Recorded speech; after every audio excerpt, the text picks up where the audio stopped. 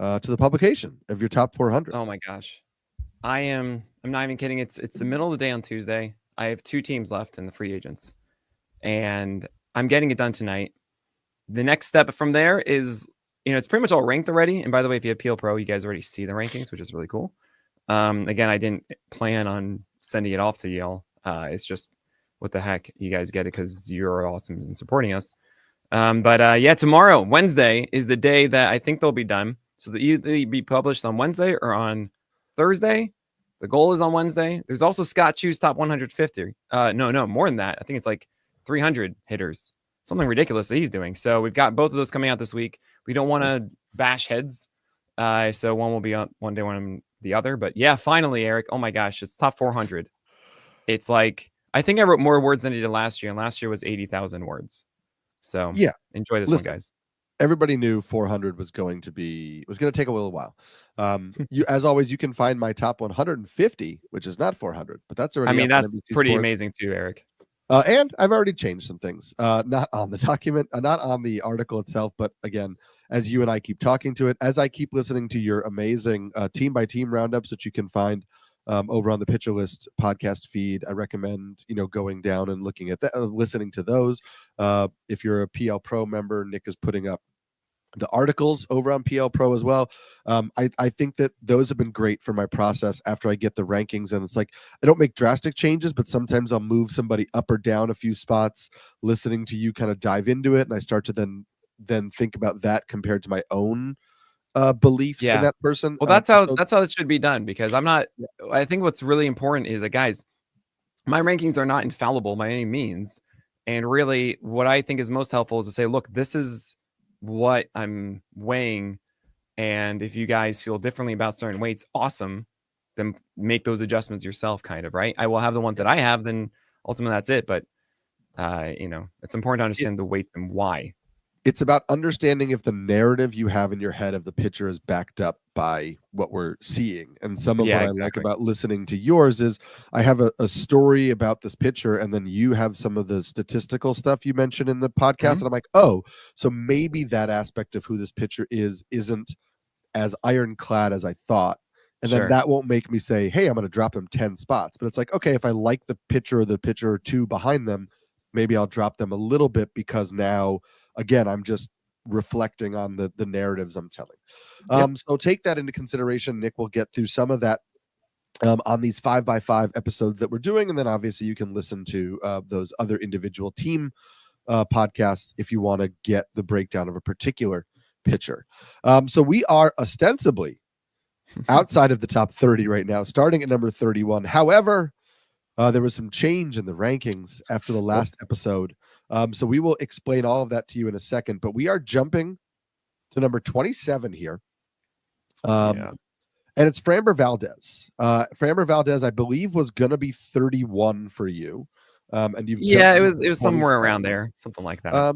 So Framber Valdez is 27. Logan Webb will be number 28, and we'll fill out the rest of the 30 there. But why did you move Framber Valdez up? Why do you have him here at 27? And just for comparison's sake, I have Framber Valdez at 31. Okay, so it's really difficult. I've been trying to figure out where am I supposed to put him, and the real issue is that I have this cherry bomb tier of guys that I feel are more variable in terms of, are they going to see their ceiling or not? And we'll get an understanding of that. While Framber, it's actually interesting. I could even say he's that too, because we saw the floor in the first half last year and then the ceiling in the second half of last year. And I want to remind everybody how bad it was. It was a 130 whip with an ERA above 380 through the first full 3 months. And then it wasn't until July 4th that it was a sub 2 ERA, a sub 1 whip with a 30% K rate. And that's because all of a sudden his curveball came back and it was amazing and beautiful. And that's that. And it bothers me. Like, as a fantasy manager, it just drives me up the wall that Framber Valdez is someone that some games he has that curveball working, some games the sinker is going over the plate, and guys are hating that because he's a ground ball guy, and there's a lot of variance in that. And also I was thinking to myself, my gosh, Alex Bregman isn't returning. There's that bad defense that's going to get even worse. However, I wasn't taking into consideration that Christian Walker is joining. And Christian Walker is essentially the best defensive first baseman. And And I will say that third base is better and more important. With Paredes is going there, he's kind of neutral. But Jose Abreu was bad. So there's a big swing there. And it does make a difference. But if they put Jose Altuve in the outfield more, and that means more Mauricio Dubon in the infield. Mauricio Dubon was a Gold Glover, so then you're getting a little better at second base as well. And that's not going to be an every inning thing or an every game thing, but that is a little boost to the second base defense because Altuve at his age was getting slightly worse defensively. Yeah, that's a great point too. I didn't even know that one. So I was a little too harsh on that initially. And I think, look, ultimately when you're drafting this high, it is a set and forget. And yes, I recognize that Valdez, in all likelihood, is not actually going to harm you for the full year. It is still so frustrating. And I can see how close it is to him just imploding. I mean, he did for 3 months last year. And then really having the best curveball of his career to have, honestly, a peak run in order to save that season. And I normally get really negative when those things happen. When guys have to have stupid good runs in the second half to save and mask how bad it was in the first. I've seen that with Jack Flaherty in the past, and that didn't turn out well. I've seen that with Eduardo Rodriguez in the past. And I just, it really bothers me internally. But then again, it happened to Blake Snell, and that happens every year. And I don't know. Freddy Peralta's done that before too. So I've been going back and forth of like how reliable this is, but fine. Winning ball club. He should get a fair number of strikeouts. It should be okay. It shouldn't be a 123 whip. It should probably like a 117. I even went on Beat the Shift, and I was suggesting that Valdez could have an ERA above 350, and they freaked out about it because he's never really done it or all this kind of stuff. And I was like, all right, board bet with him at 3.45 is the ERA. But then I said to myself, that's the wash, Nick. Then come on, put him at 27. Don't put him in the 30. You got to expect a little bit better than some of those other guys. So, okay, Framber Valdez at 27. Yep. For me, primary fastball that gets hit hard gives me a little discomfort. Yeah, that's the root of all of it. And so, there are just some other guys I put a little bit ahead of him, but a 31 to me is like you're a rock solid SP2. We're not getting him, Eric. No, we're not. And that's okay. I'm okay with that. And your number, then Logan Webb, as I mentioned, became number 28, and then an entrance into your rankings at 29, another guy who would have been outside of your top 30, is, I refer to him as Sugar Shane. You refer to him as Mick Shane. It's Shane McClanahan. It's Shane McClanahan, number 29. I am going to show you guys on the screen right now, if you're watching on YouTube, this beautiful thing I made.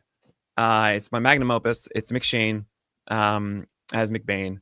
And today, Eric, you sent me something, didn't you? I did. What did you send me? It was a video footage from Mark Topkin, who was at the Tampa Bay Times, who's a good follow if you want all Tampa Bay news. And he had a 50-something second video of Shane McClanahan's first live BP today, where he was hitting 97, 98 on the radar guns. And, listen, first year back, he's been off Tommy John. I mean, now it's like 15 months. But, we love seeing that velo early in spring, back, ready to go. Command of the secondaries obviously is going to be a thing coming off Tommy John. I got into a long discussion about whether McClanahan can be an SP2, SP3 type in fantasy baseball this year. I'm a big fan. I think the Rays have said they're going to, get him around 150 innings this year. So I think expecting 140, 150, even if you're baking in regression for McClanahan, because, he's might not be as kind of like locked in post Tommy John as he was before. I mean, he was like a low threes ERA pitcher with a strikeout rate that could push 30%. So if you're thinking he's like a 3.4 ERA guy with a strikeout rate around like 27% or whatever, like that's still a very good pitcher. Yeah. So these are the things I've been wrestling with. At the time of the ranking initially, I didn't know if the velocity was there or not. And to see that is just like, okay, that's really cool. I believe it's saying he's sitting instead of hitting. Yes, sorry, true. It does, right? And that's a really important distinction. Clocking up to, so he's hitting 97, 98, which is not sitting. but that generally means you -2 or 3. So it's like he's sitting 94 or 95, early in spring, which is also early in the spring, exactly, which is totally fine. Everything's good. And really, we just got to make sure that there was no setbacks, no nothing. Like, you have your flow and you should be great. The reason that I don't have McShane in my top 15 like I did in November, and I do want to mention the CBS podcast, I believe it was Scott White, who mentioned that I had McShane inside my top 15. That was a November rank, Scott. Okay. All right. That's before any news of what's going on. I just kind of assumed everything would be fine. I didn't know about the Steinbrenner field changing, which is a big deal, I think. It's going to impact everyone on the Rays negatively. I also had a larger time to assess what it means to be 150 innings. And there are two types of guys when it comes to expecting volume. There's the DeGrom, Glasnow, Sales side.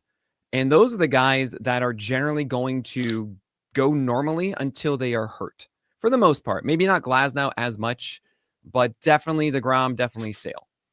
But then there's the McClanahan side, which is kind of like the prospect side, where this is a guy who is not going to get his innings limited by a time on the IL, but rather the team stretching or shrinking starts, I should say, and then skipping here and there and making it so he just doesn't have as much of a workload without the IL stint. And that's a massive change, because with DeGrom, it's DeGrom plus whoever you replace him with in that roster spot. And that's that's such a big difference. That's so huge. So, and especially like Spencer Strider is another one. You get a roster spot in April. That is amazing, right? And you expect the top quality later. So because of that, I had to lower McClanahan, mixed with the George Steinbrenner field stuff, and also no report of him pitching yet or anything like that. Seeing him sit at this point, I feel very good about it. And I have him the very top of the cherry bomb tier. I might even raise him up further and be like, guys, this is an ace. I don't even care. Like, he's just dominating the spring, and I have him at like 20 or something like that. But Shane McClanahan, I think, is getting too undrafted at the moment. I would love to have him on all my teams. Yes, a big fan of his, where he's going right now in drafts. Obviously, that then shifted some of the guys we had already talked about in previous episodes. It moved Roki Sasaki to 30th. It moved Brian Wu to 31st. It moved Grayson Rodriguez to 32nd. And then we get back into our rankings at number 33, who we'll talk about after this break. Number 33 for you, Professor Chaos, Freddy Peralta. It's nice that he's in this with Framber, in my opinion, not because they're the same pitcher, but because there's this idea that, like, there's just going to be stretches where you're like, I don't really know how this is going to go right now. Yeah. It's so annoying. And I think you and I both feel more confident in Framber than Freddy Peralta. I have Freddy Peralta 38, but the big thing I think you probably address is the change in extension on the fastball, which is huge for Freddy Peralta. I do want to clarify. I don't know if we're actually more or less confident. It's more about understanding. Let's say we have the same evaluation of Peralta. Then it's about how is that evaluation relative to the rest of the field, right? So I think we're pretty much on the same page about this. And what's interesting about Freddy Peralta is that last year, a few things were not good. One, he lowered his extension. It went down. This was the guy that when he showed up, his debut was in Coors, and we're like, we're not going to do that. And then he dominated, and we go, well, how did you do that? And this is before that I had all this extension data, and really I had my my enlightenment when it comes to a lot of this stuff about a year and a half ago, really, once I started getting stuff with Kyle Bland and being like, hey, cool, here's all these data points. And I didn't have it back then, but yeah, 7 feet of extension. Now it's 6.7 for Freddy Peralta. And that is not as exceptional. It does not make his fastball as good as it used to be. It also means that he doesn't get as flat, because when you have a larger extension, that means you're essentially going further down the mound. And then you are a little bit lower on that release. The further out you go in extension, typically we do see a flatter release. So, man, that hurts too for this fastball. It needs it. And you had a vert that was really high at the beginning of the year and then dropped as the season went on that four-seamer. But then there's the whole other aspect of, hey, Freddy Peralta became who he is and the guy that we like once the slider showed up. However, that slider became a 55% strike rate at 31% usage. That was against right-handers we're talking about. I mean, that's just You can't do that. And Freddy Peralta is a cross-body mechanic guy. This is the kind of thing I generally like to avoid. Zack Gallen is the one that really taught me that after being in on him after such a successful 2019 season. Or maybe it was 2018 season. I don't remember which one it was. It was back then. And the point was maybe 17. It was maybe even actually it was 2017. And the whole point of this is that Freddy Peralta is Professor Chaos because of this cross-body mechanics where it's rhythm-based. We had a 2023, we had an amazing second half, and it saved a season. And it wasn't really carried over into the next one. I don't think that Freddy Peralta is going to hurt your teams. I think he's still going to be productive. He's going to have these highs and lows, and it should normalize out to be a very productive season. Just not as productive and stable as others, so I don't have him as high. But I think the floor of others is lower. Even when I talk about all these bad things about Peralta, I have more faith that he will have those ceiling type stretches, those amazing looking like an SP1 stretches. So that's still there. You can maintain like a 27% striker rate throughout the year, but it's just frustrating. And I hate drafting frustrating. So I'm not really in on Freddy Peralta, but I recognize that he is still going to be generally productive for your teams. Yep. Not much more to say there. I agree with that as well. We got another injury recovery guy here in your starting pitcher number 34, who's Sandy Alcantara. And to me, like, I wasn't drafting Alcantara when he was an SP1 because I thought personally there wasn't a strikeout upside, and we talked about the defense and all that. And now he's going really kind of like as an SP3 in drafts, and I think that's really fair considering Alcantara has poor team context, but we know who he is as a pitcher, and he's probably going to give you solid ratios, and the strikeout rate isn't going to be super high, and he's not going to get tons of wins, but he's not really going to hurt you anywhere.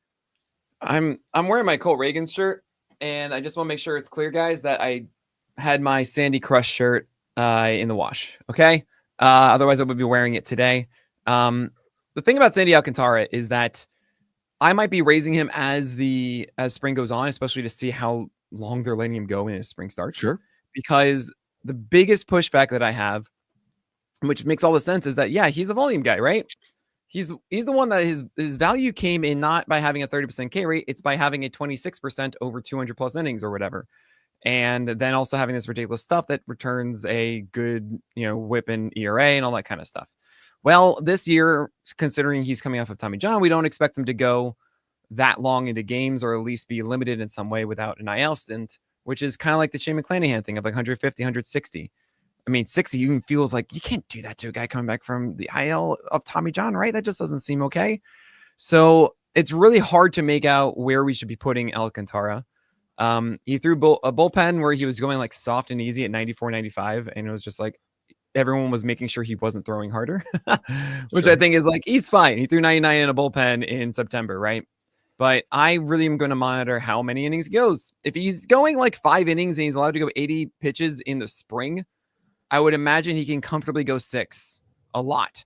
And I think what's important with Alcantara is I would imagine the Marlins are more so going to be tracking either pitches per start or games started rather than innings. So a lot of people are going to say, oh man, all the innings. Well, look, if you throw 3 pitches for an inning, that should be equated to a guy who throws 20 pitches in an inning. And Alcantara has been known as a very efficient pitcher because it's just these fastballs are just really hard to hit, and the changeup and whatnot and so on and so forth. He's so good and I miss him so much.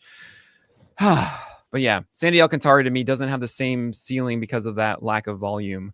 But if he were normal Sandy Alcantara, I would probably have him, I want to say like at 15 or something like that.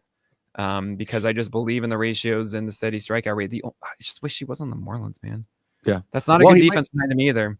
And that's going to hurt him. He might not be after a while. And yeah, that lack of volume, I think, is what puts him in this range, which makes it a fair range for me. I will just note next year is his last year under contract with the Marlins. Then he has a club option, but it's for like $22 million, and it's the Marlins. And like, yes, you would keep Sandy Alcantara for $22 million, but the Marlins may not want to do that. I just think there's a world, because his name was already floated in off-season trade rumors. There's a world where the Marlins just treat Sandy Alcantara like normal Sandy Alcantara this year, deal him at the trade deadline, because he'll have one more year of team control for whoever takes him back. They can get a haul for him and then not have to worry about paying that salary. He'll be like, I mean, would you want to trade for Sandy Alcantara at the deadline if they've treated him like that? It depends. If you know that you have him under control for next year plus a club option for the year after for $21 million for a team that is not cheap, you may think, okay, maybe what I would say is what I would do then if I'm the Marlins is say, great, I'm going to throw him for 4 innings for the first couple months to make him even more appealing as a trade option, right? You could, and then they get the Garrett Crochet thing, and that would be just so annoying. Just do the reverse Garrett Crochet season, guys. Yeah, that's what it is. Oh, that's gonna be so frustrating. The last guy here, the 35th ranked pitcher, Luis Castillo. I have Castillo 24th still. I don't know, man. Maybe I'm just still living in the past too much. You're doing yourself dirty. When it comes to Castillo, I just kind of see a guy who gets worse before he gets better. And that's really, at the end of the day, why I have this ranking. It's really tough for me this year because we have so many guys. Based on my assessment of Castillo, I would normally have him at like 23. But because we have so many talented pitchers now, it's really hard for me to accept that Luis Castillo is going to be a lot better than like the 3.65 ERA 117 whip that he had last year. His fastball is getting worse. He hasn't found his old changeup, and it's just difficult, really, for me to do that. Also, there's any changes, of course, in Seattle, then that's even worse. But I don't think there are at this point. Luis Castillo just seems to me as someone who has all the signs of decline as opposed to redemption in the year ahead, and considering that, I'd rather chase guys with very similar floors and a higher ceiling. It's that simple. Yeah, I get it. As I mentioned, when I looked at did my article where I looked back at my rankings from last year, I was ignoring that he continued to give up increasing amounts of hard contact and contact in general. And I think that's something we need to keep in mind, that it's not all of a sudden going to course correct. So maybe Luis Castillo needs to move down for me. I still think you'd be okay if he's your SP2. He feels like there might not be a lot of upside there, but it feels like relatively safe. Like he won't implode, but maybe he will. Who knows? I guess we'll have to check that out. To me, he falls in a similar bucket to your number 36 starter, who we'll get to on the next episode. So make sure you tune in to check that out. I'm Eric Smolsky, the Pelican. I'm Nick Pollock, the Lion. And we'll keep going here on the next episode of On the Corner. Right. I'm going to start. We ready to jump right in? I'm going to start it at 23:30, just so it's right in the middle. All right. We're going to go a little quicker on this one. Yeah. We're going to catch it up, and we're going to get you out of here in 32 minutes. We got it. We're good to go. Not 32 minutes. Doesn't be that fast. Hello and welcome to On the Corner, the official podcast of PitcherList.com. I'm your host, Eric Smolsky, joined on his journey through the top 100 by Nick Pollock.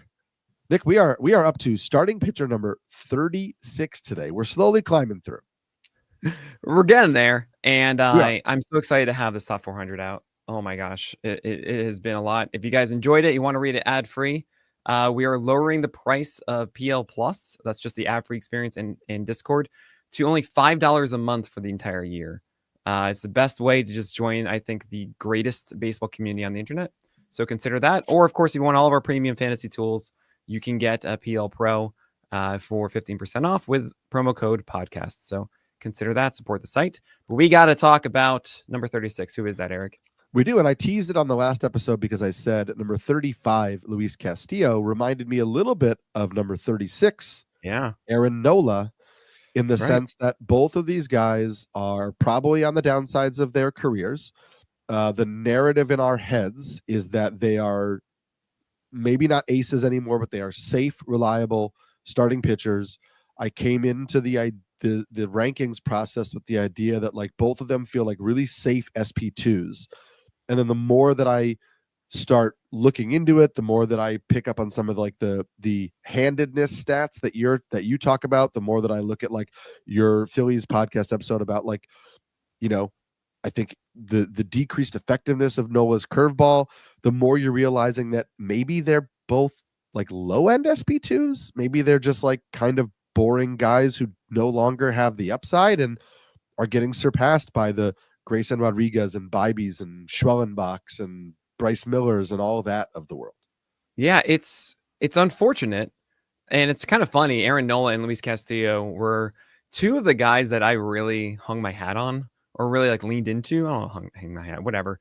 I was really into, became like Knicks guys or whatever back in 2015 and 17. And here they are now still kicking and being productive. But yeah, they aren't the guys of old. Aaron Nola's changeup is not really doing the things it needs to do. I like the little changes he made with going more inside with sinkers to right-handers. I like that he's trying to elevate with his four-seamer 2 strikeouts and take advantage of how flat his attack angle is. But the curveball is not the greatest curveball in the majors anymore. It's not this 40% plus CSW pitch. And it's a little bit more of a struggle. He's only had one season in the past 4 years with a hit per 9 under 8. And typically when we talk about sturdy, solid pitchers, we want to see around a 7. When we see an 8, that means it's an elevated whip season. And yeah, it was a 117 whip for Aaron Nola last year, actually 120, and it was a 115 last year and 113 the one in 2021. I think that whip is kind of going to stay there. The main difference between his 2023 and 24 with the ERA difference, that is 446 versus 357, that was mostly left on base rate, with a really bad one at 66 and then a good one at 79%. The home run rates are pretty much the same. The hit rates are pretty much the same. And I get a sense that the 80%, yeah, probably a little bit lucky. It's not really much of a different pitcher. Even though I told you about those differences with a sinker and the four-seamer and all of this, he's kind of the same hit per 9 guy. And those that want to say, oh no, he's different now from that bad year, we make the joke, even year, odd year, old Nola. This is odd year Nola, guys. And that's bad. So long story short, he should probably be under a 4 ERA, sure. But the whip, if you expect underneath 115, you're not going to be happy with it. This is more of a 15-team volume play because he should get wins and strikeouts. Yeah. Right. And I think with at least Luis Castillo, I have a little more faith in the chance that he gets better. But with Nola, this is kind of what it is. So you're going to have to stomach 200 innings or 180 innings, whatever it is, of a slightly elevated whip and slightly elevated ERA to get there. And I really hope to see like the 3 ERA or so from Nola, 110 whip. That'd be great. But it's just really hard to expect that at this point. Yeah, I have him 31 right now. I'm debating dropping him under, the Brian Woos and Bryce Millers and Jared Joneses and all that of the world. And that safety might not be there anymore. That safety was never really there for your next guy, but he certainly has flashed some upside. It's number 37, Robbie Ray. Robbie Ray, who came back from Tommy John surgery last year, and then obviously had a hamstring injury that ended the season, but that arm issue should be behind him. Pretty good pitcher's park. We saw flashes of Robbie Ray last year looking like a pretty dominant pitcher. Obviously the inconsistency that we know with coming off surgery, but you seem to be buying in on a little bit of a bounce back for Robbie Ray. So what's interesting about these three specifically is that with Castillo, Nola, Ray, all of them should be flirting with 200 strikeouts, right? At least around there. Castillo maybe a little bit underneath, but Nola's kind of been around there too. But honestly, Robbie Ray feels like the one that should have it. It's a TJS honeymoon situation. And he's going to go every 5 days for the Giants, which is a good place to pitch, honestly. And I love to see that the fastball held at 94 all of last year. I don't think this is the absolute volatile Robbie Ray of old. I think when he went to the Mariners, he made some good adjustments. And sure, the ERA is more in question, but the strikeouts are certainly not in question. The wins should be there too. Debatably better whip possibility than, say, Nola as well. So they're really close to each other, three of them. There is a little bit more of a floor that would scare you, I think, with Robbie Ray. But honestly, with what he does, I think Robbie Ray is actually a sneaky play. I think a lot of people are kind of saying, I don't know, it's too volatile, it's too ridiculous. And he's kind of shown us recently, ever since coming from Seattle in Toronto, that he's been a really sturdy guy. I mean, even in 2022, it was a 3.71 ERA, 119 WHIP, but that was also after I realizing, hey, I need a sinker here against right-handers, so they're not just completely on my four seam. We're actually going away from them, which worked. He has that in his utility belt if he needs it. And the guy that we know from like 2008, 2019 in Arizona is kind of gone at this point. So having 2 start seasons and getting Tommy John and coming back, I actually feel pretty good about this moving forward. Yep. I agree with you on that. I have Robbie Ray 37. You have him 37. But that is, I moved some things around while we were on here in terms of just some injury guys. But yeah, I think we're both in pretty much in lockstep with Robbie Ray. I spent boatloads on him in Fab last year, only to then see him get hurt, which is super great. I am certainly higher on your number 38 starter than you. You have Sonny Gray 38. I have him 30. I feel like Sonny Gray is a rock solid SP2, and I understand the team context isn't as great as it was before, but the infield defense should still be really good, with Reynaldo likely hanging around for probably the whole season. Who really knows what's going on there? And as you have mentioned many times, even teams that are bad need to get wins, and if the Cardinals wind up being a fairly average team this year, and I don't think they'll be bad, I think they'll be average, they're going to have to win some games, and I think Sonny Gray was really good for them last year. So you guys are in for a treat. If you have PL Pro and you've already read the Cleveland Guardians team breakdown, you are in for a journey, because when I was doing that one on stream over the weekend, someone was asking, "Look, how do you expect Gavin Williams to lower his walk rate?" And I said, "Well, it's all right here." And I realized that my process of translating walk rates and strikeout rates and ERA and WHIP from the arsenal isn't as well known. And I wish it were, and it could be the wrong method. I totally understand everyone. This is obviously me. So this is my whole thing. I spent his blurb in the thing is a mini article of me just explaining the things I look for each one of those stats and walking through Gavin Williams. So the reason I'm bringing this up is Sonny Gray had a 30% strikeout rate last year, and it was like a 23%, 24%. It's pretty much a strikeout inning guy for a bit now. That should surprise you, right? What the heck is going on? If there's one stat that you want to look at for strikeout rate increase, you would think it would be swinging strike rate, right? On an individual pitch. You'd be wrong. The number one is put away rate. Is there a pitch that all of a sudden jumped in its efficiency when it's thrown in 2 strike counts to put batters away? Now, obviously, swing strike rate has to do with that. If you have throw more whiffs with a pitch, that's great. But what I'm trying to get at is that Sonny Gray last year had a 40% put away rate on his sinker to right-handers. And I just want to clarify, sinkers should have like a put away rate of like 18% or so. You normally see good put away pitches around like 25%. It's really exceptional. It's at 27 or even 30. That's usually like the Glasnows of the world or whatever. And if you see a 40% on something that's actually thrown a decent amount, it's on like 5 moments, you got to say, no, that is not sticking around, right? And that's because he threw these backdoor sinkers out of nowhere and he was able to just do it. And it was called strikes. It wasn't even whiffs. So that's why you shouldn't do swing strike rate for it. It's just about was he throwing during this. There was also a sweeper that Sonny Gray was throwing to lefties. Now, hold on a second, you say, Nick, sweepers, opposite-handed batters. I know. But Sonny Gray was really, really good at getting it under the nitro zone. That is keeping it below the zone as it went across. And guys are thinking, oh, maybe this is going to stay up there. And then it doesn't. And he had an exceptional put away rate on those sweepers to left-handers as well. So against both handed batters, Sonny Gray had this ridiculous put away rate on a pitch out of nowhere. And that's not going to stick around. It's just not. So there's that. But also, on to his credit, this 3.84 ERA, that is a little weird because he had a 68% left on base rate. And traditionally, when you see a higher strikeout rate for a guy, you should see a higher left on base rate because those balls aren't going into play as much. They're just ending it with an out as opposed to a ground out that will score a run or something with 1 out or whatever it is. So that's a little strange and should normalize, except that the home run rate went way up. And I just get a sense from Sonny Gray that he's a guy who should not have like a 109 whip. He is not he's not this like 6% walk rate out of nowhere again. I don't really trust that.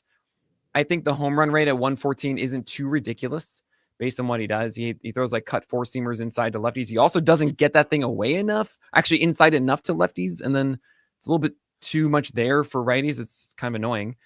It was a weird season. That's really my conclusion. Very weird season. Should be a fine whip. Should be fine. He's never really an 8+ hit per 9 guy. He doesn't really walk a ton of guys. So that means the whip should be good. The ERA should be a little bit better when the left on base rate normalizes, but he's not going to have a 30% K rate, guys. He's going to have like a K an inning, and you'll be okay with it. He just doesn't go deep into games, or doesn't last a lot in the season. It was 184 innings last year, 28 starts this year, 166 innings, but he also dealt with injuries for the previous 2 years. And I just get a sense that you're not going to get 13 wins on the Cardinals this year. It's just going to be worse with a strikeout rate too. And I just don't like it as much as the other ones who I think also are going to go for longer innings. So this is why they're all in this same tier together. But yeah, Sonny Gray I like least of the Castillo, Nola, and Robbie Ray group. I get that. And speaking of not going to go many innings, we'll talk about that with our next starting pitcher, and we'll get to that after this break. So this is your number 39 starting pitcher is a little bit league specific because it is Shohei Otani, the starting pitcher. And obviously, depending on the format you're playing in, Otani may be just one player, batter and pitcher. But if you are dealing with like a Yahoo format where you have Shohei Otani as a starting pitcher, you have him 39. I have him down at 50th.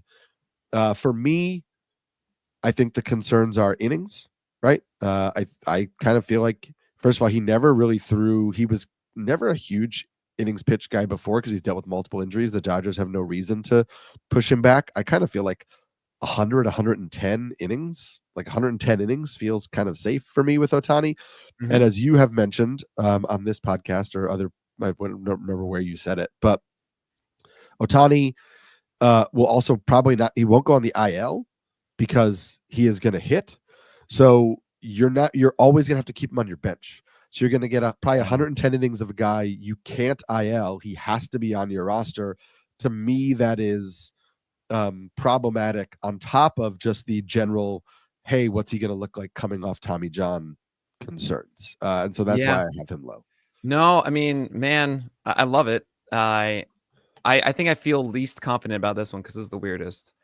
Looking at it really right now after having another weekend of just like head down doing rankings and everything, I'm probably going to have Otani at 41 and move him behind the next two guys. So just so you guys know, that's Jared Jones and Jack Flaherty.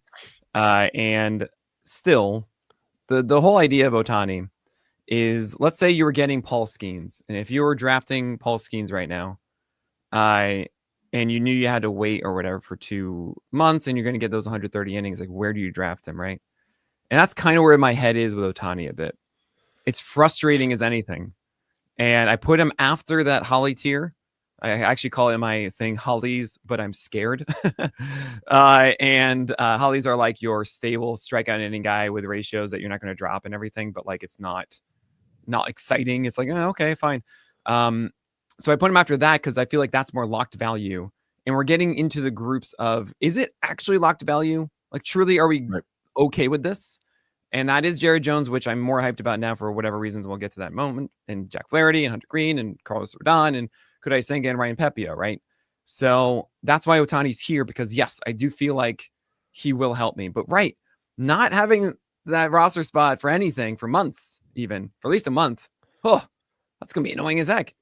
The thing is, the quality per inning when you do get him is value, is productive. Sure. And I really love valuing that. I love just knowing that I'm going to get something out of this. But how much is it? And at the end of the day, when Otani begins actually being in the rotation, where do you think I'm going to have him on the list? When he actually starts in the rotation? Yes. I think you'll inside the top 25 feels fair, because I don't know how deep he's going into games, right? They may limit him to 5 innings.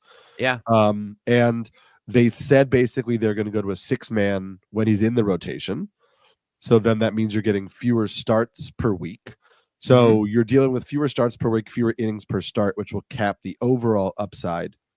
But I think once he's fully in the rotation, somewhere in the top 25, 30 feels. Yeah, that sounds feels right. I probably would say top 20. I think he's gonna get the Aces gonna ace label.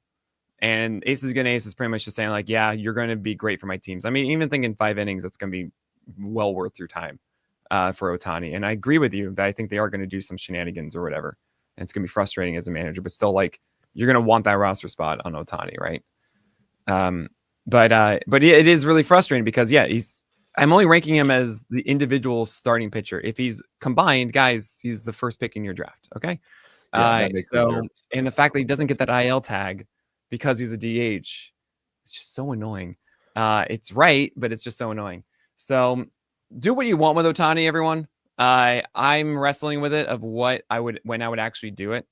My instinct as a player on my own, I would probably not go for it because I like that roster spot and I feel that I should be more capable of filling it with something that's valuable throughout the entire time because that's me.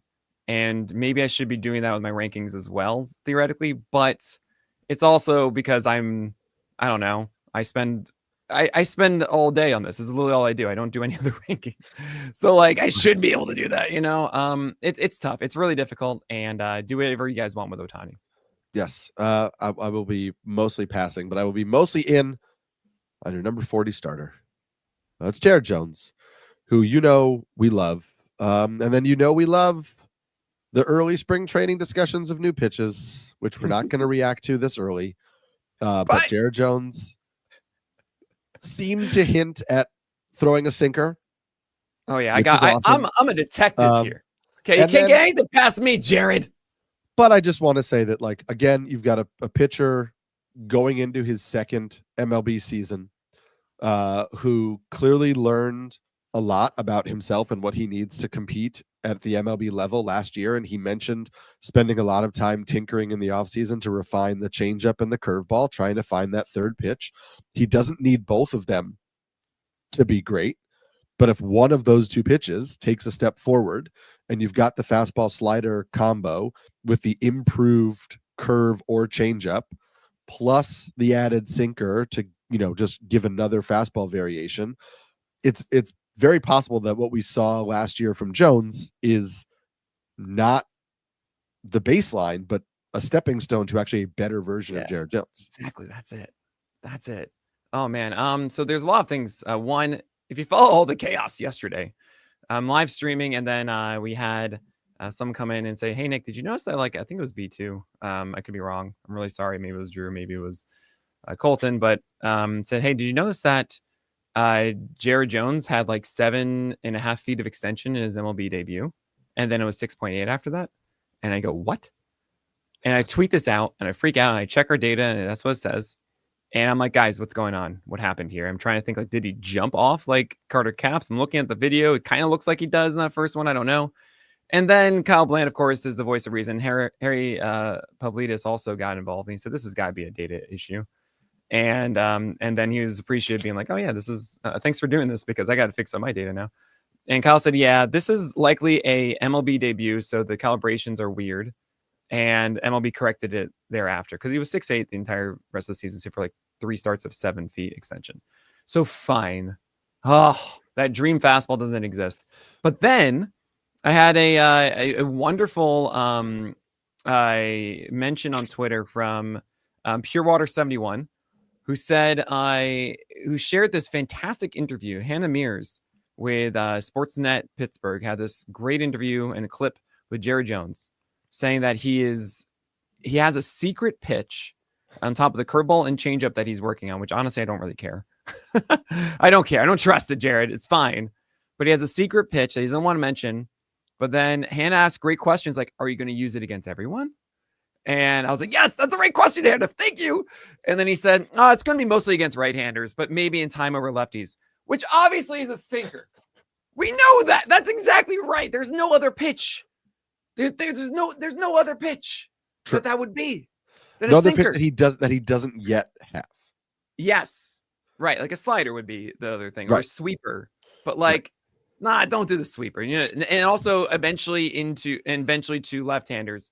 That's a sinker, front hip sinker. Oh boy, yeah, and that's what he should be throwing, because when you throw that hard and in the zone and you're near 7 feet of extension, even getting there, what you really want to take advantage of, and the hardest thing I think for hitters that we've learned is different fastballs in the zone, is different movement of it. That's hard to read at a hard velocity. We saw that Garrett Crochet. And like, this is what Jared Jones should be doing. Maybe there's a cutter there too, but that really would be for lefties, not for righties. Ha! Gotcha, Jared. So I love that. I think it's also the classic Pittsburgh approach. And the way I see this is that Jared Jones has obviously elite stuff. He became too much of a book to read by the end of the year. He also lost a little bit of his command, and that's a problem. So you throw in the sinker, and that really changes a lot of it. Against lefties, you got to throw some of those. That's the sinker against righties, and then maybe the change up against lefties. I'm becoming more and more of a fan, and I'm selling myself on this. And I have him at 40 because it's a very conservative ranking. It's me being like, hey, let's be safe here. Look, we have these valued guys here that are also really good, and there's no reason you don't have to get this thing. But I'm going to tell you right now, I'm probably going to reach for Jared Jones in one of my leagues at like 30 or something like that. And I just won't be able to resist. I have him 34 right now, so I get it. Yeah, I think he's so good.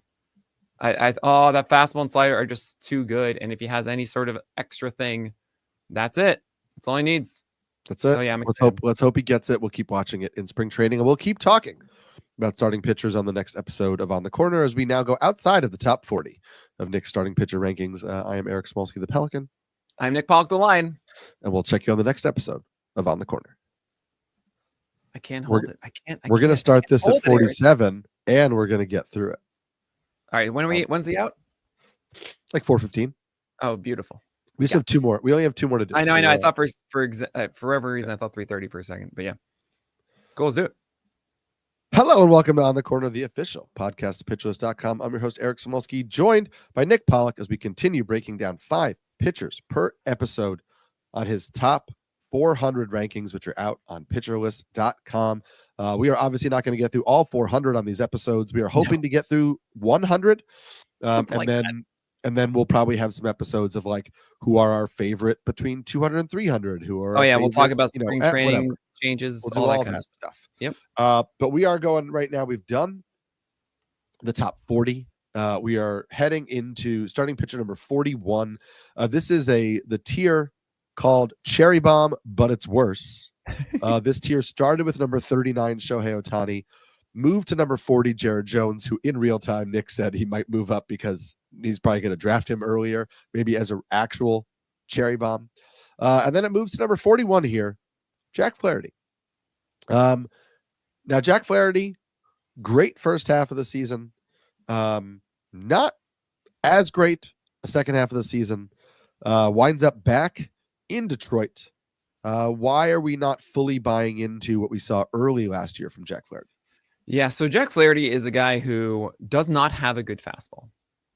And I want to really, really amplify that. Not a good fastball.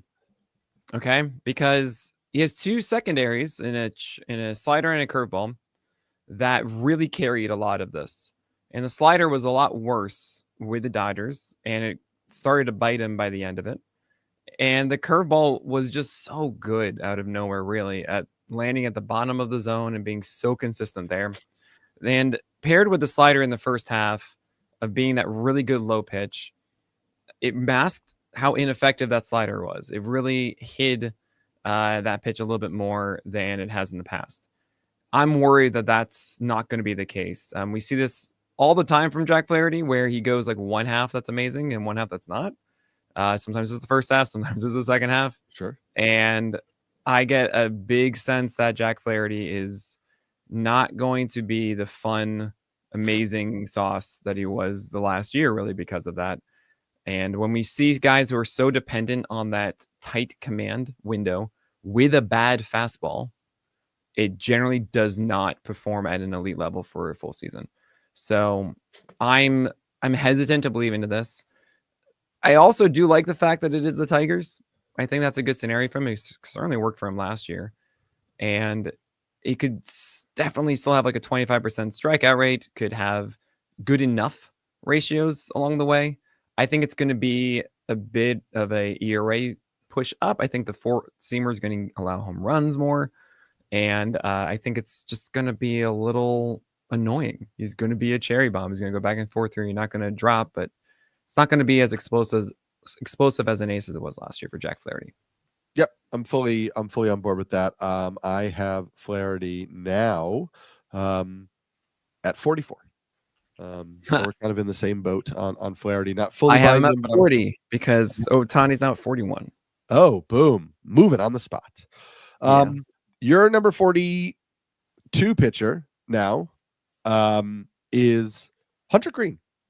I've talked a lot about Hunter Green, so I'll just briefly share some thoughts. You can jump in. I mentioned Hunter Green in my first Pitch Arizona presentation, which I also did for PitchCon, which you can find up on the YouTube channel. There's this narrative that because Hunter Green had a good year and because he started throwing a splitter, that the splitter was the reason that Hunter Green had a good year, and it's just not. It just does not appear to be accurate based on anything that we've seen, other than the fact that he added another pitch and maybe that kept hitters off of his two primary pitches, and so he was a little more successful. The splitter did not miss many bats. The splitter did not have a good put away rate, so it wasn't good in 2 strike counts. So Hunter Green was throwing the splitter early in counts to keep hitters off the fastball. But the splitter really it didn't grade out well. It didn't have good stats on its own. It just wasn't a particularly good pitch. Hunter Green added extension on the fastball, and the fastball performed much better, but also the fastball had pretty ridiculous hit luck, which suggests that he got a little bit lucky on the fastball. But I think Hunter Green made improvements to the fastball, which helped him pitch a little better last year. But it was not because he became this different pitcher with this new pitch. And so I think Hunter Green is basically the same pitcher that we have always kind of thought he is. And you have him at 42 and I have him at 46, and I'm happy to get him, but I won't because somebody's considering him an ace in waiting and going to take him ridiculously early. I mean, so I really wrestle with it because the ICR marks, the contact allowed, is suggesting success, right? They dropped a ton on the fastball and the slider, which did result in lower BABIPs as well, right? And what's interesting is that you see a 5.7 hit per 9 in those 26 games started. And let me tell you guys right now, if you see under a 6 hit per 9, you go, you should instantly just know that's not repeatable. Okay. It really is not at all. Even underneath 7, you should be like, is that though? Just to give a reference point, 7.4 and 8.9 for the previous 2 years for Hunter Green. And, I'm going to do one of the things that I dislike the most to do, which is take 2 seasons worth of a metric and just average the 2. Blend them together. I hate doing this because that's not really what you should be doing.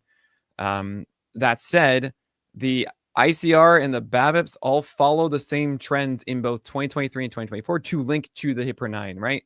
When we talk about ICR, we talk about BABIP. It's all about, but is he allowing hits? Like, that's the whole point of it. They all were linked. So it makes sense. If you have a really high ICR and a low BABIP, you should be questioning it. But if you have a 97th percentile ICR rate, which means that Hunter Green is allowing as much weak contact when contact happens, which isn't as frequently as others too, right, then it should have this low 93rd percentile BABIP, and thus you should definitely have a 90th percentile hit per 9. And the question I'm asking is really, well, you say a lot, regression doesn't come necessarily in just, it's luck. It's also regression of skills in those results itself, based on, are you going to execute that fastball at that exact moment the right way all the time to get that lower contact rate, right? The worse ideal contact. And this is really why the home runs go down.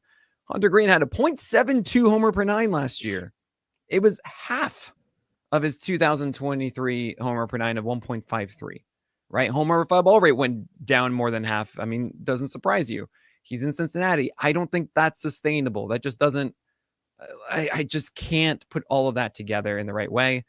And I am going to at least give him some credit that I think he came into his own a little bit more with his fastball and his slider. But it might surprise you guys to know that he had a 16% put away rate previously on his fastball. It's like 22%. It's not like the biggest thing against right-handers, but even sliders, 16% put away rate last year. against right-handers. It's like, wait, well, hold on, what? That's like really not like none of these are ridiculous in this way. Against lefties, though, at 26%, that doesn't seem right. That seems like a little too high. So I don't know. I see Hunter Green as a strikeout guy. I see him as someone who still has a 9% walk rate, and that really shouldn't go away. I see his hit per 9 going up. I see his home run per 9 going up. And I also worry about how much we're going to see of him. I still think about that fantastic Eno table of the top 10 velocities in baseball. Yep. And how all of them got hurt. And so did Hunter Green for a limited amount of time. But I think his health risk is as high as anyone you really should say, based on his track record too. And you throw all that together and it's like, yeah, it's risky. And I feel a little safer with the other guys ahead of him. But I could absolutely see Hunter Green having a phenomenal season. It's very possible considering how well that fastball and slider performed last year. So good luck to him. I'm just not going to chance it. Yes. Agreed. I'm more likely to chance it based on draft cost, at least. With the number 43 starter, Carlos Rodon, who is going significantly, well, not significantly, but going a few rounds later in drafts than Hunter Green right now. We've chatted about Rodon a bunch. This is a guy who, when he finally realized he couldn't blow the fastball by people in the same way that he used to and started leaning into the changeup over the final, I believe it was 16 starts of the season, became just a drastically different pitcher. We have seen him. My only concern was we've seen him dial up and back the changeup usage, and that was why we talked about him when we went over my top 150. But I moved Rodon up since then. He's my number 39th ranked starter. Oh, I don't see any reason why Rodon would go away from the changeup now. And so if we get what we got from Rodon at the end of last season, that's a really solid starting pitcher on a good team that has great context for wins. So I'm in on Rodon this year. Oh man, wait, do you have him higher than Clark Schmidt now? I do. Yeah, I have I kept Clark Schmidt at 55, and Rodon is up to 39 now. Oh man, you're higher than me now. Yeah. I mean, look, I think you mentioned it too. Just the innate volatility of Rodon, and over the years, it's just like you can't just get settled in. And there are a lot of times, look, this is all vibes. You want to say, right? Sure. The list is always going to be vibes. I've heard a lot of feedback on this of saying oh, people want more statistics, not what it was the projection base behind it or whatever. And I don't, if you want those kind of things, there are some amazing projection systems, but they all tell you. Ariel Cohen, I went on Beat the Ship podcast. Actually, I think the first episode's out now, if not part 2 as well, saying projection systems are bad at starting pitchers. Yes. And so I can't. I'm not going to sit here and just give you a list of ERA or PLV or something like that and call it a day. It's about I got to have some vibes in here with all the stats. And the vibes for me of Carlos Rodon is that he's not someone who just has a thing that it works and it always works. Right. And he's always constantly figuring things out. This fastball is good this day. It's not. The slider, yes, no. The changeup was a really big factor last year. And I want to say cool, it's a good situation. And he should get 25 to 27% strikeouts and should be a good enough whip and all this stuff. But I can absolutely see him having a 4 ERA with a 125 whip this year. Sure. That's within the realm of possibility. Yes. And also getting hurt again. So I wrestled with this and also with Kodai Senga of these are guys who we likely will see as hollies that are just always there. You don't drop them and they just produce throughout the year. And you're not really going to pump your fist in the air at the end of the year because it's not going to be a 2.5 ERA or something like that or some absurdity. Right. But I don't really want to draft them. It's such a weird situation because I don't feel like I'll ever really know how I'm doing with Rodon until the season ends. But I think, yes, I agree. I think you will find that where he's going in drafts, I'll just look right now in the last 20. Oh, absolutely. That's a good point. Yeah. Of the last 20 RotoWire online championships, which is a 12-team league at the NFBC format, Rodon is going pick 133. They don't separate by starting pitcher. We did on the sheet with our PL Pro app, guys. You got to use it. It's the best. But Rodon, the 55th overall starting pitcher. Interestingly, right after him is Jared Jones, Jack Flaherty, Kodai Senga. So everybody, they feel all in this. I'll take Jones all day. I'll put it this way, at least for my teams and 12 teams right now, we're at that point. Sorry to interrupt you, Eric. Keep going.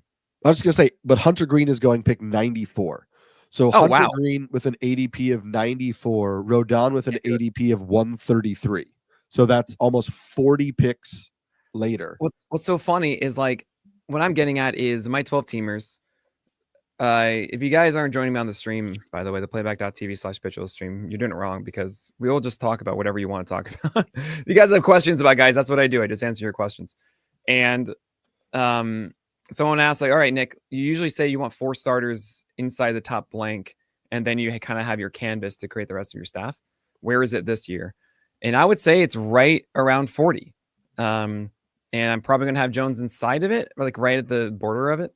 But what's so funny about it is the way I structure 12 teamers, I'm very anti-closer. I know, just wait and saves, all that kind of stuff. And I feel like it's just one of the worst bets you can make inside the top 10 rounds or so. It's just, it changes so much. And if you just listen to Rick Graham or Greg Jewett, like these guys know what they're talking about. They're amazing at what they do. Just follow them and you'll be fine. Your 12 teamers. But just go hitters for the first 6 rounds. The value there is just so much higher. And what happens is, because we're talking about all these guys, we're talking about these guys that I've ranked in the 42, 43. Like, I understand why anyone would rank them in the top 30, but I have them here because there's so many. So that means that around rounds 8, 9, 10, 11, 12, I'm just going ham. Right. And I'm getting all of these, right? So that means that at 130, which is like the 11th round or so, theoretically, that could be me getting Carlos Rodon. But what I'm finding is that I'm able to get other guys instead and be more aggressive on those starters, that I don't feel like I'm at a point where I want to add another starter and it's Rodon.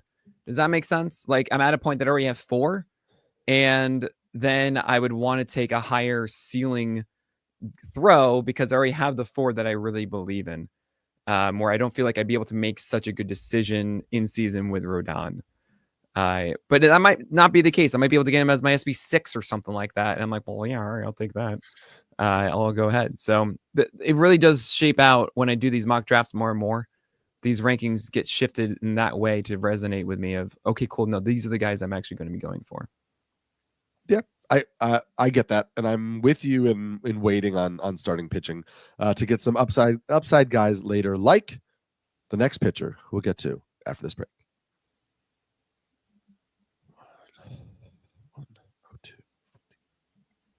You alluded to this next pitcher a little bit earlier when we were discussing Carlos Rodon, but your number 44 starter is Kodai Senga.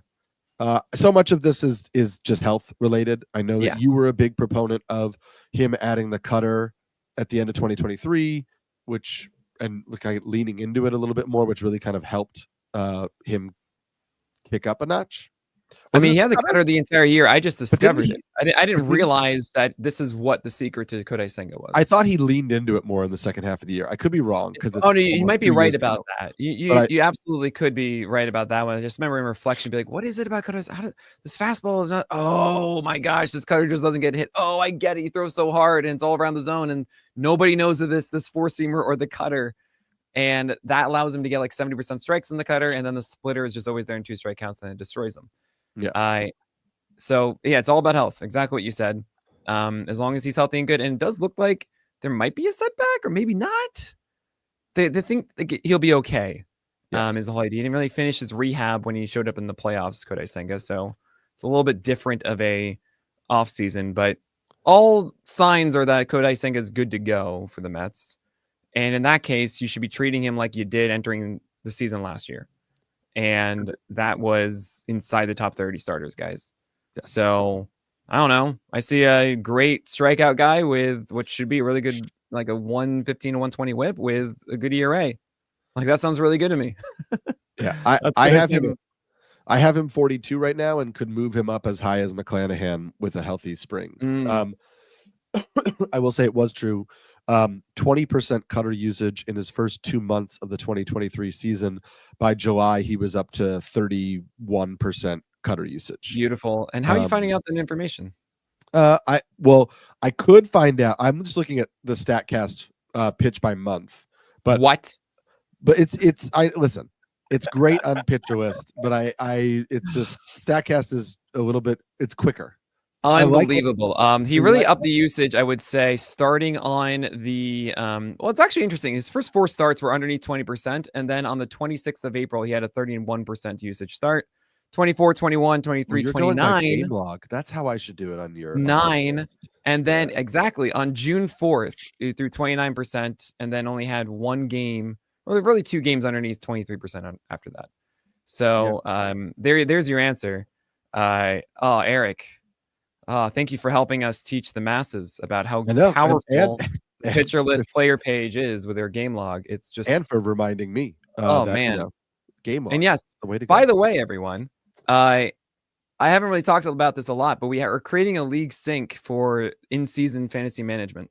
For those that get PL Pro, we're creating this where you import your teams, where it's like Yahoo teams and ESPN and CBS Fantrax, NFBC, and you are able to essentially have your all your projections, everything in there. But we're developing inside of it widgets like your player research stuff, where you have the rolling charts and stuff, and also for your team specifically. It's an amazing thing that we're building. Stay tuned for that. It should be launching early in April as an early access. It's kind of like in a beta with the 1.0 coming much later, but it's going to be incredibly helpful in season to help make your decisions. It's going to be a PL Pro feature. So many things you guys get with PL Pro. You can sign up 15% off with promo code podcast. Infinite amount of things. We don't have infinite amount of pitchers to discuss because we have just one more on this episode. It's your number 45 starter, Ryan Pepiot. He is the last pitcher in your cherry bomb, but it's worse tier. And saw good improvements with Pepiot fastball upstairs last year. The secondaries didn't fully click consistently, moving to a minor league park. Going to be pitching outside in Florida in the summer where the ball will travel a lot. I get it. You and I were both higher on a few, some pairs of Tampa Bay pitchers who we'll get to later. And we both moved them down a little bit as we've gotten into the offseason. Yeah, I mean, it's just about right. As you mentioned, Steinbrenner Field, his vert, though, is so good. And it's a little weird because in the Trop, it's 1.5 inches extra vert. Mm-hmm. So take that with a grain of salt, a decent amount. But still, he got over 3 inches extra vertical movement on his four-seamer than expected. So it's still going to be at least an inch above, at least 2 inches above expected, which is still really good on that four-seamer. In the negative by going to George Steinbrenner Field isn't the dimensions necessarily. It's about being outside in Florida, right? Which we saw with Dunedin, and how that allows balls to travel more, essentially. So that's the biggest concern, just so everyone's clear. It would be a really bad park factor for Tampa Bay Rays pitchers, especially going from the Trop. So keep that in mind. But with Pepiot, he has this really good fastball that the Dodgers didn't utilize well enough. And I didn't realize it until it's kind of later into the offseason. I regret it because I remember being on the phone call with Vlad Sedler, and he's like, "Oh man, should I be taking Pepiot? What do you think about him?" And I said, "I'm not into this because it's just a good changeup, and that changeup was really bad, and I'm not getting enough of the fastball." And then I remember putting out a tweet about it, and then someone said, "Why don't you like his fastball?" I was like, "Why don't I like his fastball?" He's up throwing it upstairs. He should be throwing it upstairs. Oh my gosh. And I realized all of a sudden the Rays started to do that, and I felt so stupid. So Ryan Pepiot, he also has this changeup and slider. This was like an 80 grade changeup, but he just couldn't command it when he came up to the majors. He couldn't control it anymore. And we've seen it get much better. It's not quite there yet, but it's almost right there. Then you see a slider that I think is legit. It just, again, needs to be slightly more consistent. But then he also has his four-seamer that I think is an absolute incredible foundation. And that's 3 pitches that should all be plus and effective. So it makes all the sense in the world to me. It's just, he's a little inconsistent, and it's going to George Steinbrenner Field, and it's the Rays who might limit him a bit. And it's just I get a little bit of that ick, and it's, oh gosh, I don't like that feeling. So here's the vibes list, guys. That's why he's in this one where you're not going to drop Ryan Pepiot, but you're not quite as confident. A little bit of that ick, just a little bit of the ick. I got it too. I moved him down. He's in my low 40s. So yeah, I'll happily take shares if he drops, but I'm not as excited as I was heading into the off season. That's going to do it for this episode of On the Corner. I'm Eric Smolsky, the Pelican. I'm Nick Pollock, the Lion. And we'll check you back for another episode of our 5 pitchers, 5x5, going through Nick's top 100. Oh, we got this. Jump right in right now. Let's go. Hello and welcome to On the Corner, the official podcast of pitchlist.com. I'm your host, Eric Smolsky, joined as always by Nick Pollock as we continue our journey through his top 100 starting pitchers. We are going to get you through the top 50 today. Oh my gosh. So if you are just jumping in right now, we have covered 45 other pitchers. Make sure you go back and listen to these podcasts. We are doing them 5 pitchers at a time. These podcasts come in around 20, 25 minutes each, so this should be great listening for your commutes. And so, yeah, go back through it. We are starting a new tier today. It's the You're Still a Holly, I think, tier. And it starts with a guy who you and I are both down on. You have him 46. I have him 43. He was probably a top 15 starting pitcher in most rankings last year. It's Zack Gallen. Yeah. What is happening, y'all? We're almost there. And with Zack Gallen, it's so tough. It's like Aaron Nola and Castillo. I was such a Gallen gal. And what's really annoying is that fastball just isn't that good. It's just not a good fastball. And his greatest strength is throwing this curveball that is the true death ball. I'm sorry, Jeff Passan, you got it wrong. It wasn't Jordan Montgomery. It was Zack Gallen on the other team that had the death ball in that World Series. And he gets it lower than any other pitcher. It's one of the highest low lock curveballs in the majors is Zack Gallen's. But he doesn't complement it enough. It used to be a situation where we had these called strikes and 4-seamers low, and then the curveball would go underneath and guys couldn't tell the difference. There's also a changeup that can be very good, but it's not always there. Cutter and a slider that he's always trying to really figure out and not quite nail down. And it's just frustrating. I saw a 126 whip last year from Zack Gallen because he just lost the command of all this. 8 to 9% walk rate. Like, what's going on? He lost strike rates on his fastball, dramatically lost confidence on that pitch. And the other stuff wasn't there to support him. I'm not saying that he can't get that back.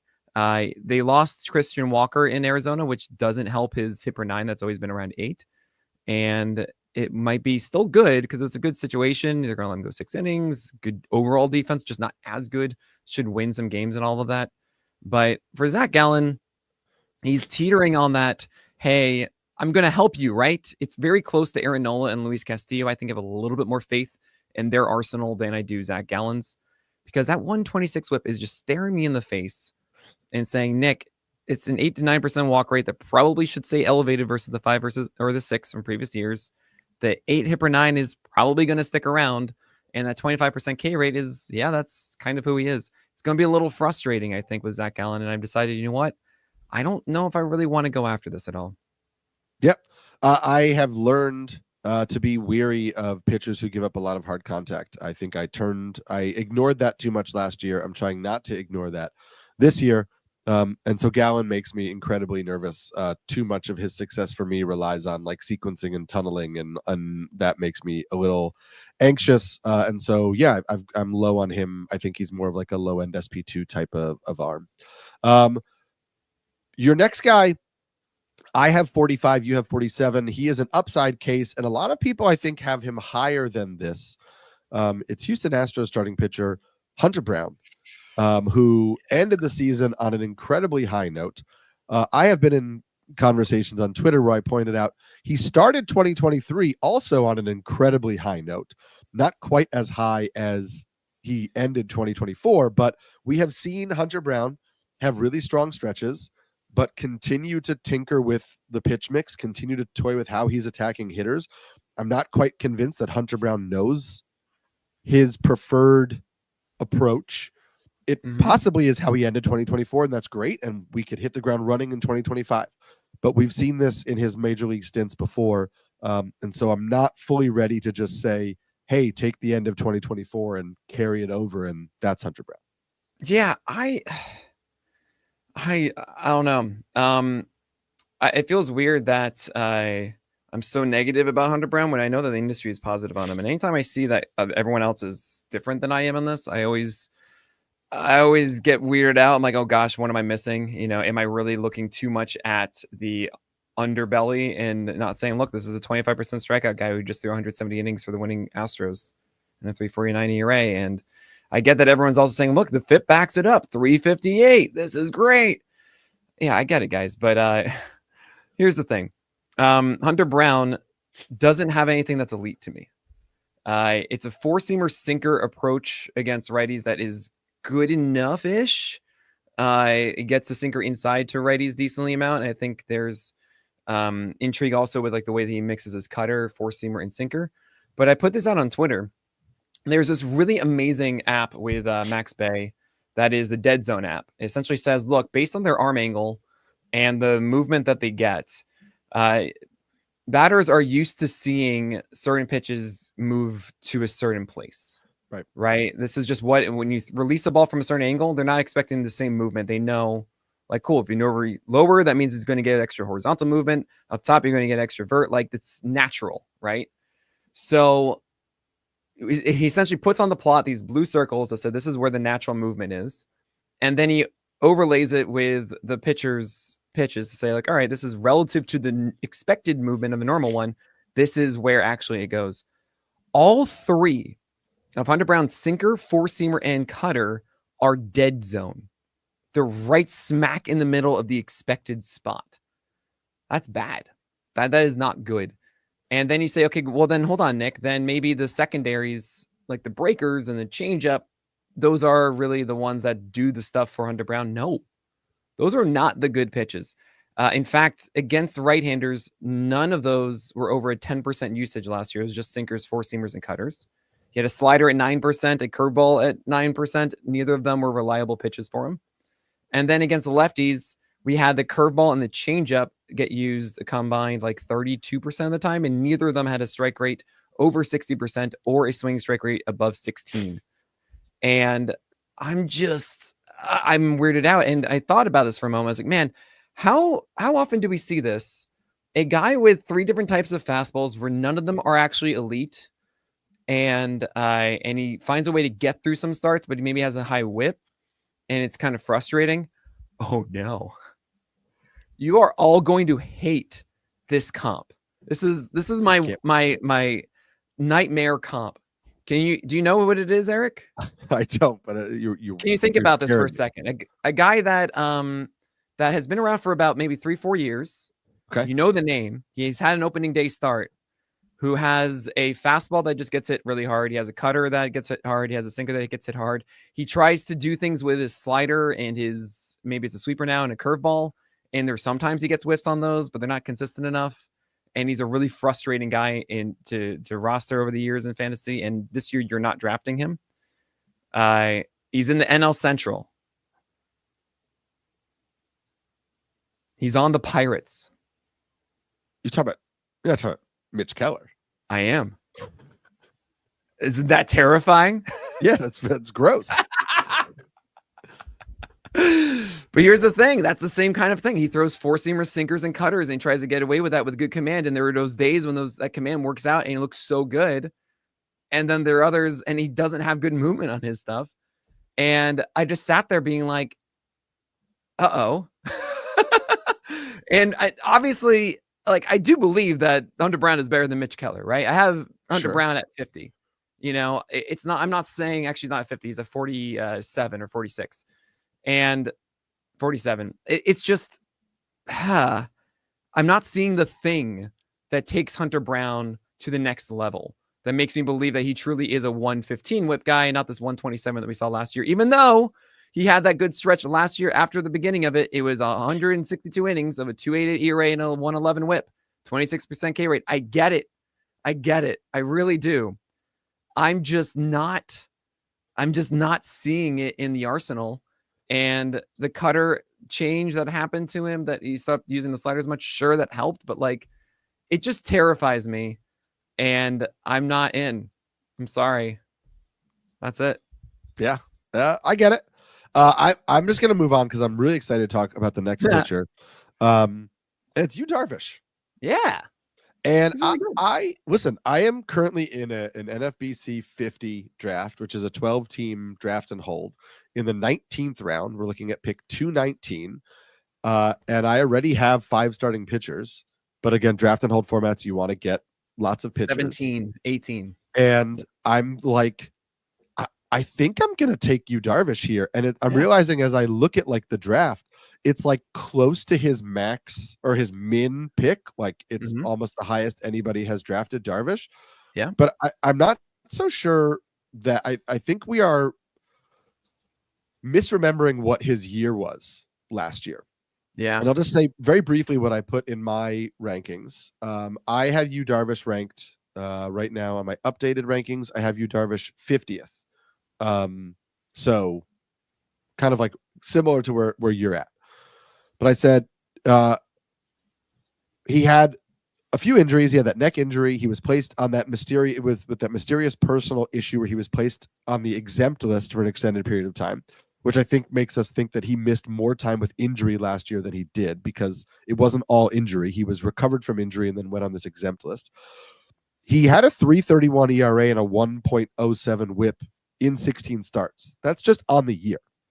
Yeah. If you took out the 2 starts in May before he went on the IL, which I know we don't really want to like pick and choose taking out starts, but we know with 100% certainty that in those 2 starts, he was pitching injured through that neck injury that he then went on the IL with. So if you were to take out those 2 starts, in 76 innings, he had a 2.47 ERA with 71 strikeouts. That's also including the first game of the year, which was in Korea? Which was in Korea and was not particularly good. No, I mean, that was just not even a real start. Yeah. He has a deep arsenal of pitches. We know he can adjust depending on who he's facing. He leaned into the slider more in 2024, which is great because it's his best pitch. If he wasn't even a little bit of a health risk, I think you're ranking him much closer to 30. But he's 38 years old, and so you're banking on the fact that he'll probably spend some time on the IL this year. And so he then gets pushed closer to 50. But I think he's going to be very solid when he's on the mound this year. Yeah. No, I'm completely with you. I'm even actually convincing myself right now maybe that I should put him above Hunter Brown, because the IL part, I mean, really the biggest concern is how much are we going to see of him? Is he going to be hurt a bit? Does he still have 25% plus strikeout upside? I think he does. I think he still has the filthy things that he's always had. I think he's just a very solid pitcher when he's on the field. So I'm cool with IL spots. I am so in on health questionable pitchers, because if it's an IL situation, then great. There's so many guys on the wire. Oh, you'll be fine. This is the deepest starting pitching pool we've ever seen, right? So yeah, I'm pushing him up as I speak. So yeah, I'm in. All right, we are in. We are in-ish on the last 2 pitchers, and we'll get to those guys after this break. Your next pitcher was a big breakout pitcher last year, despite being around forever. But your number 49 pitcher is Seth Lugo. And I think we have long thought, like, Seth Lugo, quality deep league, like 15-team league arm, great. Nothing he does is extraordinary. He's going to pitch a lot of innings. He's not going to hurt you anywhere. We saw him take that step forward last year. And I think it's maybe important not to overreact to that. Seth Lugo is still really good at taking 1 pitch and making it 3, taking 2 pitches and making them 5. Has tremendous feel for his arsenal. Is not going to rack up huge strikeout totals, which will likely limit the overall fantasy upside. But, and I get that that's why he's ranked below, some of the guys like a Pepiot or a Hunter Brown or, Rodon or whatever. But just rock solid, Seth Lugo. Yeah, the way I see it is that he had a strikeout rate of about strikeout an inning. He had these ridiculous games also earlier in the season, where's 12 strikeouts, 10 strikeouts back to back. Everyone goes, "Oh my gosh, he is an ace." He also had 9.85 before then, and then all of a sudden it settled to 3, then 5, then 5, then 4, then 4. Right? He's someone who shouldn't really be a 22% strikeout rate guy. He need those big major ones to get there. He's really like a 20%. And when you realize that, you go, "Oh, hold on, wait, that's not quite as good." You don't want to be spending too high on a guy that should be expected for like a 20% strikeout rate. That said, the way they use his curveball is really good. It's a whiff heavy curve, and everything else that he throws is just to kind of get him to throw more of those and to make it so that he can just get guys out with that. So maybe a little bit of the slider too in the sweeper. But yeah, I feel like he should be a solid play. He's going to get you wins with the Royals going deep into games. He's going to have solid ratios in all likelihood. It could be like a 115 whip or something like that, 117, not like the greatest. Even though it was good last year, it could fall absolutely. But he should you should certainly help you out. And that's something of value to me. Is like, yeah, I could say this is like a Toby, but I have more confidence in his ratio performance than I do the guys that I have actually listed as the Toby, or like Toby but wants to be a Holly tier. Right. So Seth Lugo's over here. It's funny discussing him next to your next starting pitcher, who is your number 50 overall starting pitcher, because they're total opposites in terms of that, like, reliability and health. And it's Reynaldo Lopez. And look, Reynaldo Lopez was great last year. Sure was. We talked about him, early on in the season, of like, we were talking about all these like converted relievers into starters, and us included, were big in on like AJ Puck, DL Hall, guys like that, when the answer was Garrett Crochet and Reynaldo Lopez all along. The White Sox all had it, Yeah, they had it the whole time. Yeah. Listen, Reynaldo Lopez has always been a if he was only healthy guy. He made clear improvements last year. However, Reynaldo Lopez also ended the year battling arm injuries. It was on and off the IL multiple times. We thought he was going to get shut down, then he didn't. He came back, blah, blah, blah. So again, like, any of your concern of like, hey, he is a major injury risk. He still remains a major injury risk. Doesn't matter. Despite what he did. It doesn't matter. But that's why I think, based on what he did last year, I think seeing him at 50 may make some people go, really? Look at his stats. And it's like, yes, the stats are very good, but the profile of the pitcher didn't change drastically. Yeah. So at first glance, I mean, all I really need to say is an 87% left on base rate. Like, I could just call it a day and be like, all right, guys, let's go.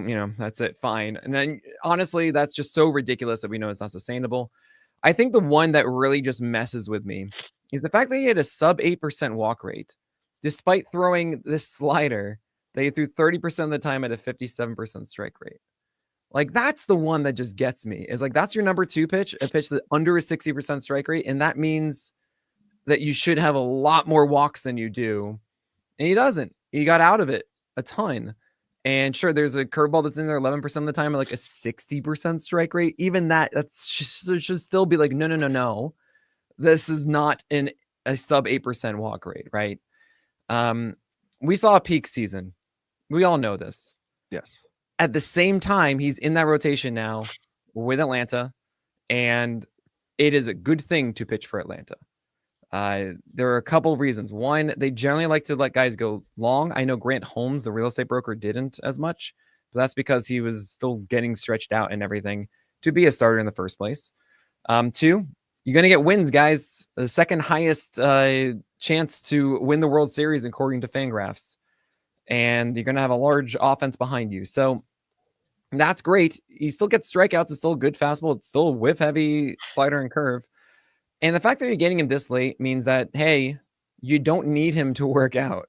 You know, I don't mean like doing push-ups and lifting weights work out. I mean, like, he doesn't need to actually be the greatest thing ever for you. So what you can do is you can just draft Reynaldo as your SP5 or 6 even, and then you feel good. Like, I want to emphasize, the first week of the season goes by, you're going to look at your rotation and go, how many of these guys do I actually like? This is a feeling we get a ton, and it's like April 28th even, and you go, what the heck? Why do I have these 3 guys? They're not very good. Like, how did I draft them? And you should just draft pitchers that are just generally good and effective. And like, yeah, Reynaldo Lopez is going to be good and effective. Okay. Like, this is why Zack Gallen is still over there, because he should be good and effective. It's fine. It's not like, craziness. It's not going to be a 5 ERA and like a 145 whip or something at the end of the year for those guys. Reynaldo Lopez should probably be still effective. So, and if he's not, you can just drop him and you'll know pretty quickly if he isn't. Right. So yeah, I'm all for it. It's just a matter of when he goes in drafts. And it's interesting. I don't know if I really should be crediting like the fantasy industry or just the smarts of all managers everywhere to look at this 199 ERA across 133 innings and say, no. Same thing they're doing really with Seth Lugo, a little differently. It's more that there are just so many good pitchers that this is the situation we're in. And you shouldn't be embracing that in your drafts. Recognize that at certain points, you get more value from pitchers than you do hitters and vice versa. So yeah, get Reynaldo at the end of whatever chain that is, because that's a really good ad. There you go. You heard it here first. Just draft pitchers who are good. Yeah, I mean, I know it sounds crazy, but like, don't put yourself in situations where it's risk. Like, it could break. Find yourself saying like, all right, I'm drafting this because I think it will be different, as opposed to like watching a guy be like, yeah, you expect him to pitch well and keep his team in the ball game all the time, right? There's a big difference between those two, and I try to emphasize that a lot with hipsters, because you could be looking at Taj Bradley and just be like, oh my gosh, this is terrible. Why am I doing this to myself? You know? Yes, you can do that a lot when you're watching. I don't think you're going to be doing that really with Reynaldo Lopez, but if you do, then you'll be gone quicker than Taj Bradley, where you're still holding on to that hope. You know? You can't. So it's a big thing. Leave hope at the door, people. Leave hope at the door. But continue to come back, and you can keep hope with us, at least keep hope alive with us, that we're going to continue to give you that hard hitting starting pitching analysis. As a reminder, Nick's top 400 starting pitchers are up on pitcherlist.com. My top 150 starting pitchers are up on NBCsports.com. Check those out. We'll continue to talk about them and change our rankings as we talk about them. Oh, absolutely. And we'll talk about spring training, all that. We're going to get to the back half of the top 50 starting pitchers next. I'm Eric Smolsky, the Pelican. I'm Nick Pollock, the Lion. And we'll check you on the next episode of On the Corner.